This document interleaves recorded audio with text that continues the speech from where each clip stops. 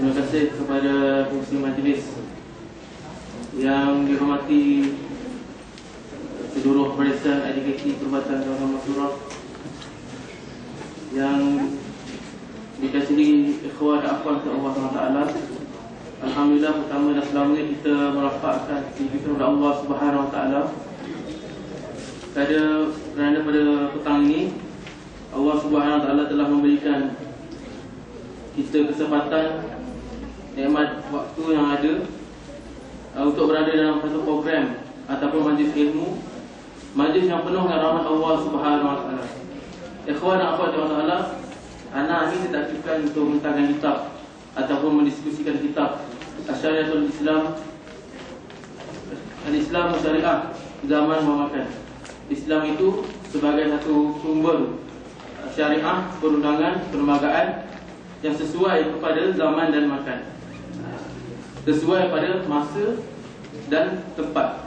Bukan makan, makan itu bukan makan masak tu, maknanya sesuai pada setiap masa dan setiap tempat. Sebenarnya bila dia berikan taklifan dia gemutar juga, sebab kita dah lama tak baca kitab. Sehingga anak nak baca kitab terakhir dalam Madrasah Imam Nawawi ni pada tahun 2011, kitab Tarbiyatul Aulad fil Islam karangan Syekh Abdul Silwan juga, 2 jilid tak habis. Bila tak habis ni kita pun putus lah. Kita pun postpone, kita cek kitab lain. Jadi alhamdulillah hari ni anda bertemukan oleh Allah dengan ikhwan dan akhwat dalam Madrasah Imam Nawawi. Dalam Madrasah Imam Nawawi kita untuk mentangkan kitab Syariatul Islam Zaman Memakan. Kenapa kita begitu mementingkan dalam perubatan ni untuk memberikan pengenalan tentang apakah kepahaman yang perlu ada oleh para pemuda berkenaan dengan perlembagaan Islam, berkenaan dengan perundangan Islam. Hari ini kita lihat semua kelompok, semua jemaah nak membawa Islam, nak membawa perundangan Islam. Tapi kita tak mula pada step yang paling asas, iaitu memberikan kepahaman kepada masyarakat ataupun pimpinan memberikan kepahaman kepada ahli di bawahnya, apakah dia Syariatul Islam, apakah dia perundangan Islam. Jadi hari ini tanggungjawab Perubatan Dalam Masyurah, dia memberikan kepahaman kepada ahli di bawahnya, apakah itu perlembagaan Islam, apakah itu ciri-ciri keistimewaan Islam. Jadi kita dikarang oleh Syekh Abdul Nasir Ulwan ni, nanti anak akan terangkanlah siapa Syekh Abdul Nasir Ulwan ni, mungkin di akhirnya sebab anak kan nak skip, sebab saya nak laju untuk bedah kitab ni supaya kita capai matlamat. Kalau ada masa kosong, pun nak terangkan sikit bagi retapkan dengan Syekh Abdul Nasir Ulwan. Sebab kalau nak tentang dalam masa mungkin 1 jam setengah untuk kita mengambil hati kita satu perkara yang agak sukar juga lah.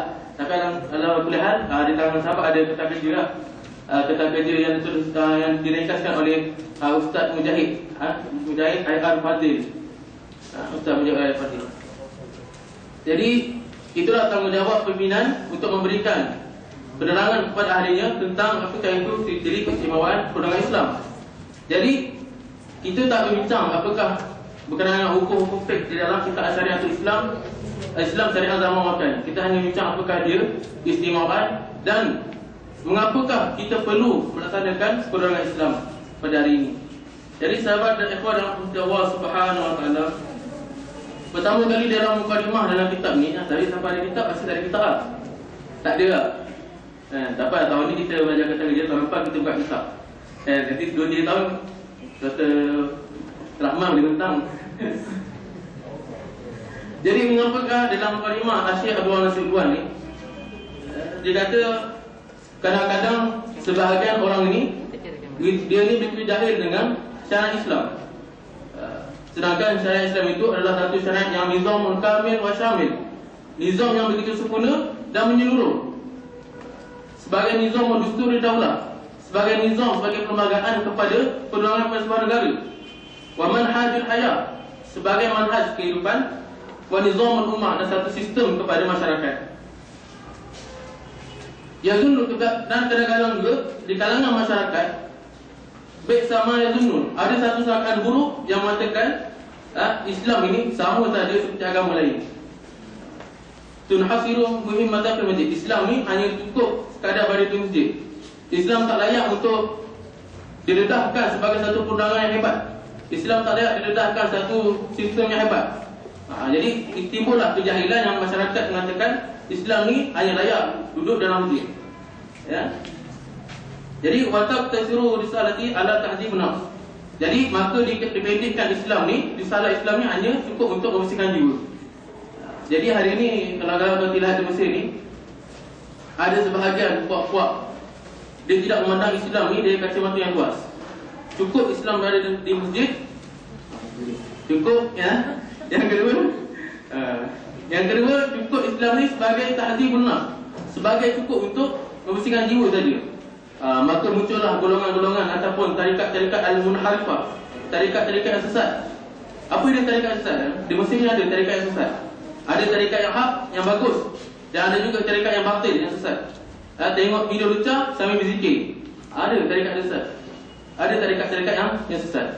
Kenapa? Kadang-kadang mereka ni terlampau taksub dengan satu syekh. Jadi bila syekh tu meninggal, ada anak dia. Anak dia diangkat sebagai seorang syekh tarikat, tapi anak dia tak ada ilmu asas agama yang kukuh, dan akhirnya orang ikut saja apa yang anak dia buat. Jadi muncullah tarikat-tarikat yang sesat. Jadi itulah sedikit banyak apa yang disebut oleh dalam mukadimah Syekh Abdul Wahab Ridwan. Jadi kebanyakan kitab yang dikarang oleh Syekh Abdul Wahab Ridwan ni, dia lebih fokus, dia berbicara tentang masalah remaja ataupun masalah syabab. Kalau kita baca kitab dia, seolah-olah dia berinteraksi dengan pemuda. Ayuhal syabab, ayuhal syabab, wahai pemuda. Dia seorang ucapan dia kepada orang pemuda. Sebab tu kalau dalam sejarah Syekh Abdul Wahab Ridwan ni, dia ni adalah seorang tokoh yang begitu digemari oleh pemuda. Bila dia beri ceramah saja, ribuan memenuhi masjid. Ribuan memenuhi masjid. Syekh Abdul Wahab Ridwan, kita hebat. Sebab tu kalau kita dia banyak. Kalau mungkin dalam sini anda pernah bentang dalam live 2 tahun lepas juga, hatta yang lama syabab, sehingga pemuda itu mengerti. Banyak kitab dia berkaitan dengan pemuda. Ila warasatul anbiya, kepada golongan yang mewarisi Nabi, warasatul anbiya. Banyak kitab dia. Daur syabab fi hamati risalah Islam, peranan pemuda dalam membawa risalah Islam. Banyak kita ada banyak sekarang dengan pemuda. Sebab tu Syekh Abdul Wahab Ridwan ni begitu digemari oleh orang pemuda. Supaya kita Ustaz Azhar Idrus lah. Macam mana Ustaz Azhar Idrus dia tarik perhatian dengan pemuda. Begitulah dia. Mungkin satu ketika dulu Syekh Abdul Wahab Ridwan begitulah di Syria. Okey. Jadi sebenarnya perlu kita menanamkan dalam jiwa kita ni untuk melihat perjuangan Islam itu tertegak. Kadang-kadang kita pelik orang Islam yang tak mau melihat perjuangan Islam itu tegak. Jawab apa? Sebab apa kita kena mendalam dalam jiwa kita satu cita-cita untuk melihat perjuangan Islam itu tegak. Anak bukan nak cakap benda politik, Kalau apa anak ni memang darah pemerang, tak ada. Maksudnya apa? Sebab kalau kita lihat di China di China, rakyat China yang berpahaman komunis hendak tegakkan negara komunis di China. Di Israel, rakyat Yahudi yang berpahaman Zionis hendak menegakkan negara Zionis ataupun negara Taurat di Israel, di Palestin. Di Vatican City, orang Nasrani, orang Kristian yang berpahaman Kristian nak menegakkan negara Vatican City, nak menegakkan negara bersumberkan Masihi. Di mana lagi? Di Rusia, orang yang berpahaman sosialis, nak menegakkan negara berasaskan fahaman sosialis, Karl Marx. Di Amerika, orang berpahaman kapitalis nak menegakkan negara yang berpahaman kapitalis. Kenapa kita yang selaku negara orang Islam tidak ada satu keinginan untuk menegakkan negara yang bercakap Islam? Sebab itu hari ini kita perlu menanamkan kepahaman kenapa kita mesti menegakkan negara Islam. Dan asas sebelum kita menegakkan negara Islam, perlulah memberikan kepahaman apakah itu ciri-ciri dan istimewaan perjuangan Islam sebelum kita menegakkan syariat. Jadi okey. Jadi kita masuk ciri-ciri yang pertama. Pertama adalah disebut oleh Syekh Abdul Wahab Ridwan, iaitu ciri ar-rabbaniyah. Ciri yang bersifat rabbaniyah, yang ada hubungan kaitan dengan Allah Subhanahu Wa Taala. Maknanya syariat Allah ini dia terus datang daripada Allah Subhanahu Wa Taala, bukannya dia direka-reka oleh Nabi sallallahu alaihi wasallam. Hari ini kita cukup sedih ada satu video mengatakan undang-undang Islam ni dicipta oleh ulama-ulama fiqh. Cukup sedih. Kita berharap orang ini demikian bertaubat. Kerana Perundangan Islam ini adalah daripada Allah Subhanahu Wa Taala. Jadi apabila dia datang dari Allah Subhanahu Wa Taala, wasilah dia yang menyampaikan perundangan Islam adalah Nabi Sallallahu Alaihi Wasallam. Contoh kita lah, kalau buat motosikal lah. Kita buat motosikal, kita tahu motosikal tu boleh bergerak atas jalan. Mustahil kalau kita buat motosikal, kita kata motosikal ni boleh bergerak atas air. Kan? Kalau kita suruh orang tu bergerak motosikal dalam air, kita cakap mana bodoh lah. Kan? Orang ni tak bijak. Sedangkan kita sendiri yang kita motosikal, kita tahu undang-undang motosikal kena bergerak atas jalan. Begitulah Allah Subhanahu Wa Taala. Allah Subhanahu Wa Taala ciptakan manusia, dia tahu untuk pergerakan seharian manusia mestilah ada undang-undang. Dan undang-undang itu datang daripada Allah Subhanahu Wa Taala. Nabi ni sebagai pembaca katalog kan. Baca Al-Quran. Jadi ini undang-undang baca menerangkan apakah fungsi sebenar Al-Quran, apakah pelaksanaan undang-undang Islam. Jadi itulah yang perlu kita faham. Okey. Sebenarnya kenapa kita perlu patuh dalam Rabbaniyah tu disebut kenapa kita perlu patuh dengan undang-undang Allah Subhanahu Wa Taala. Pertama, kita mestilah mengetahui secara sebenarnya Allah itu adalah pencipta kepada kita. Ini disebut oleh Syekh Abdul Nasir. Yang kedua, Allah Ta'ala ni maha mengetahui apakah perundangan yang sesuai kepada hamba-Nya. Sebab tu banyak sebut Allah ya'lamu man khalaq wa huwa al-latiful khabir. Adakah kau ni tak tahu siapa yang menciptakan dan dia maha mengetahui sesuatu. Wallahu ya'lamu wa antum la ta'lamun. Allah tu yang lebih tahu sedangkan kamu tak tahu. Jadi itu adalah menandakan perundangan Islam ini datang daripada Allah SWT dan Allah SWT tahu apakah yang terbaik kepada hamba ni. Yang ketiga, Allah Ta'ala ni dia maha bijaksana. Wa huwa sami, Allahu alimun hakim. Sebab Allah Ta'ala maha bijaksana. Dia tahu. Contohnya kita cakap perundangan Islam berkenaan dengan hudud kan. Hudud. Jadi apabila sebut hudud ni, kadang-kadang sebagai orang kata hudud ni zalim dan sebagainya. Tapi orang tak lihat kesan daripada pelaksanaan hudud. Maknanya kalau kita lihat sejarah zaman Sayyidina Umar, jika mana perluasan iktisadu, perluasan negara Islam, Sayyidina Umar ni walaupun di dalam negara itu ada yang bukan Islam, ada yang bukan Islam, tapi dalam negara itu Sayyidina Umar dia buat dua undang-undang. Satu undang-undang yang Islam, satu undang-undang yang bukan Islam. Yang mana bila dia jajah orang negara-negara yang bukan Islam, jadi negara itu dibenarkan untuk melaksanakan undang-undang sendiri. Yang non-Muslim boleh pilih untuk memilih undang-undang mereka. Adapun yang Islam boleh memilih, kena wajib memilih undang-undang Islam. Tapi apabila dia buat oleh kajian oleh pakar sejarah, pakar kaji, dikata di zaman Sayyidina Umar tak ada seorang pun non-Muslim yang memilih undang-undang mereka untuk dilaksanakan. Sebaliknya apabila diberi pilihan, mereka lebih memilih pada undang-undang Islam. Contoh, kalau kita seorang sahabat kita mati dibunuh, dia ni apabila kalau dia terlepas daripada ni, dia kena bayar diat. Apa yang diat? Diat dia dalam istilah ni dia patut kena bunuh. Tapi kalau dia dimaafkan oleh keluarga yang mati bunuh tu, dia kena bayar diat. Dalam bayar diat tu, apabila dikira-kira mungkin bayaran tu boleh mencecah 1 juta mungkin boleh capai. Itu undang-undang Islam. Tapi kalau undang-undang manusia, contohlah anak naik motor datang ke KIS kena langgar. Anak datang ke KIS kena langgar. Dah lah kita buat laporan. Lepas tu orang yang langgar kita tu, dia kena denda. Tapi duit denda tu pergi ke mana? Dapat ke polis. Yang anak kena langgar ni tak dapat apa-apa, dapat sakit saja. Maknanya itu perbezaan di antara undang-undang Allah dan undang-undang manusia. Yang mana Allah Subhanahu Wa Taala maha bijaksana. Apakah yang terbaik kepada hamba-Nya. Itu kalau masuk hukum tu bab lain lah. Seterusnya, dan Allah yang keempat, sebab apa manhaj undang-undang Islam ni bersifat Rabbani? Kerana manusia itu lemah. Banyak dia kata wakulikal insanu dha'ifa. Manusia ni jadikan begitu lemah. Jadi agak sukarlah untuk menyelesaikan masalah. Kadang-kadang manusia ni nak teruskan masalah, dia kena bincang. Kalau kita lihat parlimen, hari ni ada pindaan ni, tahun depan pindah lagi. Kerana undang-undang manusia memang lemah. Kena pindah. Tahu sampai bila nak pindah. Jadi undang-undang Allah ni tak payah dipindah. Sesuai pada setiap zaman, sesuai pada setiap masa dan makan tempat. Tak disebut, tak pernah sebut undang-undang Allah ni sesuai untuk di negara-negara perang pasir je. Undang-undang Allah ni sesuai pada zaman Nabi je. Zaman milenium ni tak sesuai. Tak ada, tak pernah ada. Okey.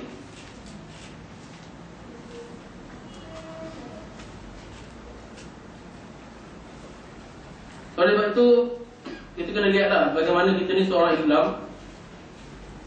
Adakah kita bila dah tahu ini satu benda dari Allah Subhanahu Wa Taala, adakah kita masih lagi nak menerima perundangan lain? Sebab tu Allah Subhanahu Wa Taala menyebut, "Afaghayrullahi ibtaghi hakaman wa huwa allazi anzala ilaikum kitaban fassalah." Ataupun firman Allah Taala, "Apa hukmal jahiliyah yabghun? Wa man ahsanu minallahi hukman liqaumin yuqinun." Apakah hukum jahiliyah yang mereka hendaki? Maka hukum siapakah yang lebih baik daripada hukum Allah yang mereka yakini? Okey, itu pertama. Yang kedua, undang-undang Islam ni bersifat al-alamiyah, yang bersifat global ataupun yang bersifat universal. Yang bersifat universal. Kerana undang-undang Islam ni kata Syekh Abdul Ridwan, "Fahya rahmatan lil alamin." Undang-undang Islam ni bersifat rahmah. Bersifat rahmah. Wa ya hidayatul linnasi kafah. Dia satu hidayah, petunjuk kepada manusia secara keseluruhannya. Wa ya manhajul li basariyah ammah. Dia sebagai manhaj kepada manusia. Pada isal tasyihan li jinsil khassa min al-bashar. Tadi undang-undang Allah ni yang diturunkan kepada kita ni bukanlah ditentukan kepada satu kelompok tertentu. Undang-undang Islam ni cukuplah untuk bangsa Arab. Bangsa Melayu kita tak guna undang-undang Islam. Kita guna undang-undang Palembang. Jadi ada. Ataupun undang-undang Islam ni sesuai pada iklim tertentu. Sesuai untuk di padang pasir dan sesuai untuk di iklim khatulistiwa tak. Ataupun pada kelompok individu tertentu. Bahkan undang-undang Islam ini sebagaimana undang-undang Islam tertakluk juga kepada manusia, bahkan pada jin. Jadi para ulama kata jin pun ikut undang-undang Islam kan. Sebab jin ni tak ada Nabi. Kalau kita lihat zaman Nabi, Nabi pernah berdakwah kepada kelompok jin. Ini dah masuk tak pula kan?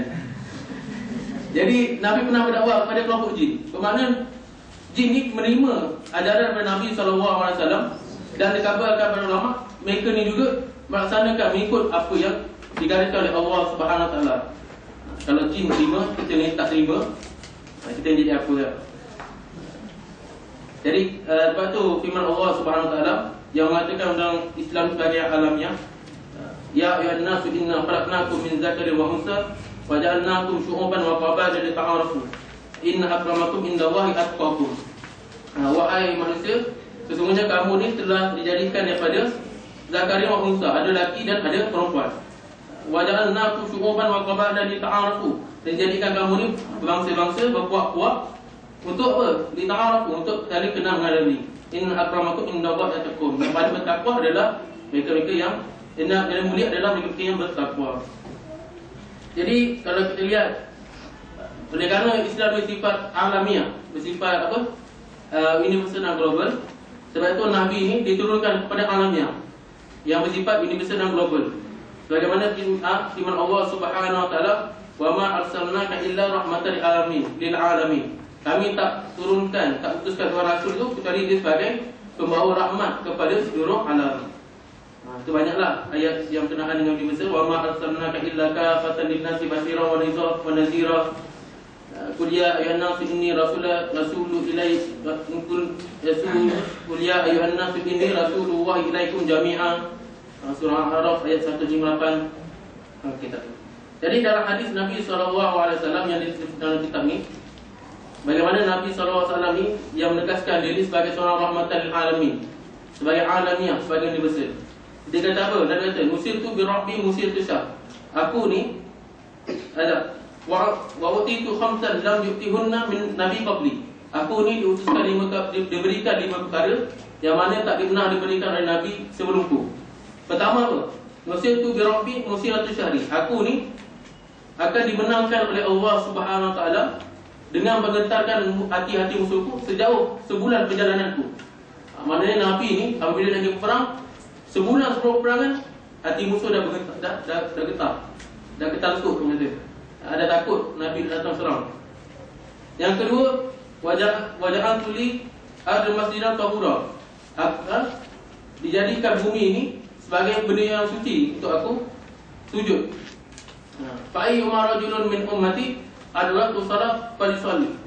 Maka barang siapa di kalangan aku yang tiba waktu solat, maka solatlah di mana-mana pun. Wa huillat li al-ghanaim. Dihalalkan mereka ghanaim atau ghanimah. Nabi tak dapat zakat. Nabi tak boleh zakat. Tapi dia boleh ambil atau ghanimah. Wa u'titu li syafa'ah, dan aku ni dia boleh memberikan syafaat. Dan yang terakhir kata Nabi yang ada khususnya Nabi SAW, bahkan Nabi yub'atsu ila qaumi khassah. Nabi sebelum aku ni hanya diutuskan kepada kaum mereka tertentu saja. Wa bu'istu lin-nasi amma, tapi aku ni diutuskan, dibangkitkan oleh Allah Subhanahu Wa Taala kepada seluruh umat manusia. Jadi maknanya Nabi ni membawa syariat Islam seluruh kepada umat manusia.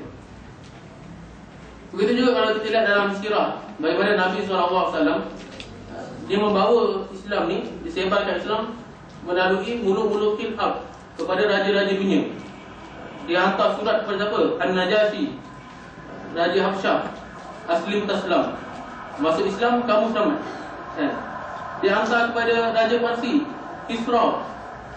Dia hantar kepada Raja Rom, Kaisar. Kopiah Sokro Kaisar. Jadi Kaisar ni kalau bahasa Inggeris dia tulis Caesar, C-E-A-S-E-R, Caesar kan kalau kita sejarah. Tapi bahasa Arab tulis Kaisar. Dan dia utuskan surat kepada Al-Muqawqis, Raja apa? Al-Muqawqis. Tak dapat bagi hadiah, kan bagi buku. Tak apa. Mesir, tak boleh Mesir. Rashid ke doktor ni? Mesir, Raja Mesir, Kipti. Jadi itulah sirah-sirah Nabi SAW yang dakwahnya sifat al-alamiyah. Dia menyeru kepada semua. Tak kira bangsa ke, raja ke, dia menyeru Islam. Okey. Jadi sebab itu tanggungjawab umat Islam ini, dia juga perlu menyebarkan Islam ni kepada semua. Dia tak boleh pilih-pilih kelompok tertentu, bangsa tertentu, tak boleh. Sebab itu firman Allah Subhanahu Wa Taala, kuntum khairu ummatin ukhrijat lin-nas ta'muruna bil ma'ruf wa tanhauna 'anil munkar wa tu'minuna billah. Surah Ali Imran ayat yang 110.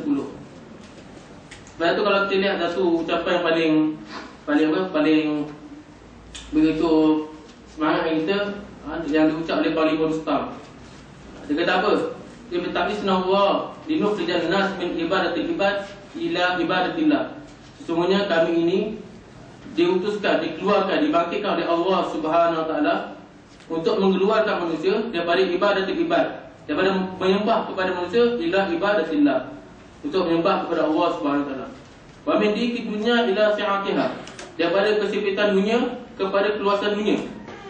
Wa min juril adyan ila adil Islam, daripada kezaliman kepada keadilan Islam. Itu adalah seruan-seruan yang bentuk alamiah, bentuk global.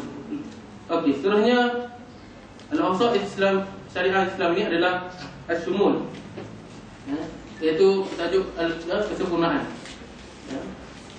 Jadi Islam ini kadang-kadang dia ni shumul dia sama ada berkaitan dengan akidah, ataupun berkaitan dengan ibadah, ataupun berkaitan dengan akhlak.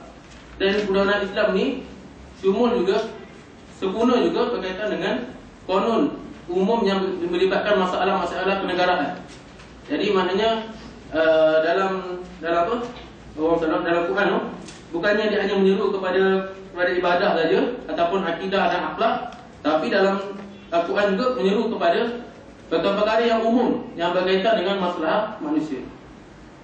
Ada juga dalam Al-Quran berkenaan dengan jinayah, berkaitan dengan masalah jenayah, akhwal syakhsiyah, perihal orang-orang, wa nizamul ijtimaiyah, ada sistem masyarakat, wa alaqah ad-dawliyah, ada berkaitan dengan hubungan kenegaraan, macam-macam, ada qawaid iqtisad, ada ekonomi dan sebagainya. Jadi contohnya kalau kita lihat dalam kitab ni disebutkan contoh masalah yang berkaitan dengan hutang. Allah cakap apa? Ya ayyuhallazina amanu idza tadayantum bi'ainin ila ajalin musamma faktubu. Wahai orang beriman, jika ada berhutang dengan kamu, maka tulislah. Maka tulis. Sebenarnya berkaitan dengan dustur, berkaitan dengan perlembagaan. Fa amruhum syura bainahum. Kalau ada satu perkara itu, maka syura lah, berbincang. Berkaitan dengan qadaiyah, berkaitan dengan kehakiman. Fa iza hakamtum bainan nasi an tahkumu bil adl. Jika kamu hendak menghakimi di antara manusia, maka hendaklah berhukum dengan keadilan. Ada berkaitan dengan jinayat, berkaitan dengan peperangan, berkaitan dengan hubungan di antara bangsa. Jadi kadang-kadang Al-Quran ni dia tak terang secara detail, secara ringkas je. Jadi yang mendetailkan Al-Quran ini adalah sunnah, adalah hadis Nabi SAW. Dan untuk memberikan kefahaman Al-Quran dan sunnah kepada manusia, perlunya ijtihad dan perkara-perkara yang diterangkan oleh para ulama. Sebab tu hari ini kita perlu menerima satu perkara Al-Quran, sunnah, ijma' dan qiyas. Kadang-kadang kita tak mampu. Contoh kalau kita perlu Ustaz Rizam dah sebut, Ustaz Rizam, dia kata apabila bertemu dua perkara, antara hadis, bertemu satu hadis dan pandangan ulama yang mengulas hadis itu, mana yang perlu kita terima? Pandangan ulama, kerana ulama yang tahu hadis itu. Satu hadis itu ulama yang tahu apakah benda yang berlaku, kenapakah boleh jadi macam ini, kenapa hadis kata gini, apakah sesuatu keadaan masa itu. Jadi hanya